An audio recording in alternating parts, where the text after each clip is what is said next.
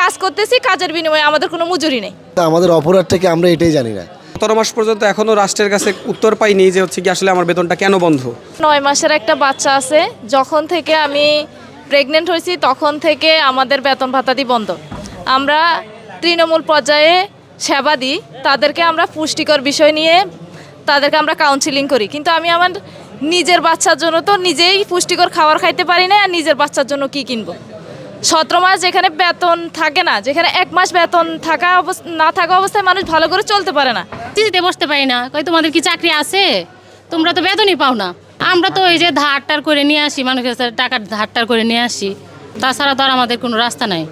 আমাদের কষ্টর সীমা ছাড়াই গেছে একবারে, মানে এতটাই কষ্ট হয় এখন আমাদের বাড়ির চেয়ে আমরা মনে করি যে এখানে ভালো আছি। 17 মাস পর্যন্ত এখনো রাষ্ট্রের কাছে উত্তর পাইনি যে হচ্ছে কি আসলে আমার বেতনটা কেন বন্ধ।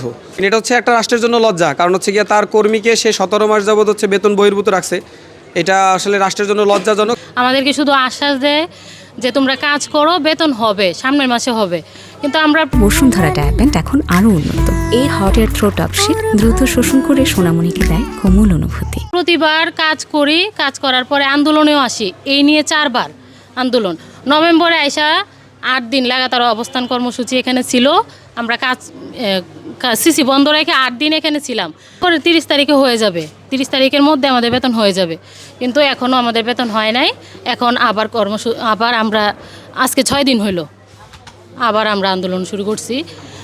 আমাদের আন্দোলন চলমান থাকবে। আমরা একটা স্বাধীন দেশের মানুষ, পড়াশোনা করছি, আমাদেরকে শিক্ষা দিচ্ছে রাষ্ট্র, আমাদেরকে চাকরি দিচ্ছে রাষ্ট্র, কিন্তু আমাদের বেতনের বেলায় 17 মাস ঝুলাচ্ছে। এখন কেমন অবমান করতেছে, আমাদের অপরাধটা কি আমরা এটাই জানি না। আমাদের পরিবার আছে, পরিজন আছে, আমাদের বাচ্চা আছে। আমরা গত সেই রোজার ঈদের আগ থেকে এখন পর্যন্ত নিজের টাকায়, নিজের চাকরির টাকায় আমরা আমাদের পরিবারের সামান্য পরিমাণ অ্যাপোর্ট দিতে পারতেছি না, সামান্য পরিমাণ অর্থ যোগান দিতে পারতেছি না। 17 মাস বেতন নাই, তাহলে আমরা কিভাবে মানবত জীবনযাপন করছি এটা বলার আসলে কোনো কথা না। কষ্টের আমাদের কোনো আসলে সীমা নাই। 30 নভেম্বর যখন আমরা খোঁজখবর নিয়ে জানতে পারি, কিন্তু মন্ত্রণালয় থেকে আমাদের বিষয়ে কোনো সুস্পষ্ট কোনো সুরা দেওয়া হয়নি।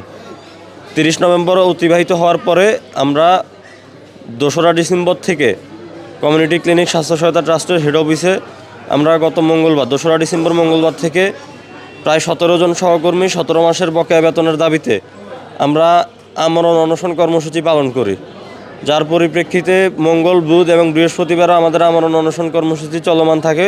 পরবর্তীতে আমাদের স্যাররা যখন মন্ত্রণালয়ে যোগাযোগ করে, স্যাররা আমাদেরকে আশ্বস্ত করেন যে রোববারে না হলেও সোমবারের মধ্যে 100% তোমাদের এই কাজ সম্পূর্ণ হয়ে যাবে।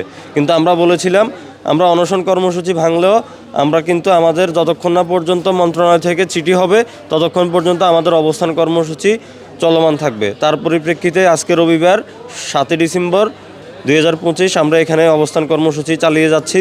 যতক্ষণ না পর্যন্ত আমাদের বিষয় সুস্পষ্ট কোনো সমাধান না হবে ততক্ষণ পর্যন্ত আমরা এখানে অবস্থান কর্মসূচিতে থাকব। কিন্তু আমরা কাজ করতেছি, কাজের বিনিময়ে আমাদের কোনো মজুরি নেই। দিন শেষে এইটা তো কথা আছে যে যখন শ্রম দিবে, শ্রমের বিনিময়ে তাকে তার মজুরি দেওয়া হবে, কিন্তু আমরা শ্রম দিয়ে চাচ্ছি, তার বিনিময়ে আমরা কোনো কিছু পাইতেছি না।